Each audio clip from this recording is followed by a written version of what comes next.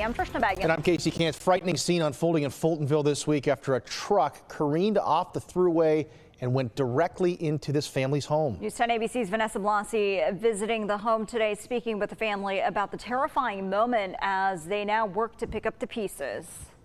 Steve Rivera tells me he was sitting in his living room when he heard what he thought sounded like a bomb. He then went to the back of his house where he found this. You know, the truck hit, shook the whole house. I honestly thought like a bomb went off or something. It was crazy. Steve was home with his 2 sons and 3 pets when the truck hit, taking out Steve's entire bedroom. But it could have been much worse. You know, I thank God because, I mean, if I had been in my bedroom 10 minutes longer, I would have been in my bedroom. You know, if that tree would have been turned a different way, you know, my son could have gotten ripped out of bed. It was pretty crazy. Right next door, Steve says his son was sleeping, but was suddenly woken up to a tree through his walls. Neighbors like Jack Phillips say the sound of the crash echoed across the street. It was just a whole bunch of screeching and rubbing, and then bam, and that's when it hit Steve's trailer.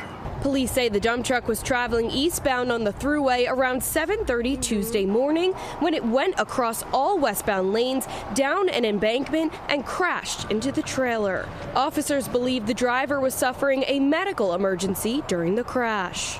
You know, I started yelling at the other truck drivers, like, get him out of the truck, get him out of the truck, because as I went around, I saw all the kerosene and diesel leaking. Police say about 150 gallons spilled out, something I could still smell on Wednesday.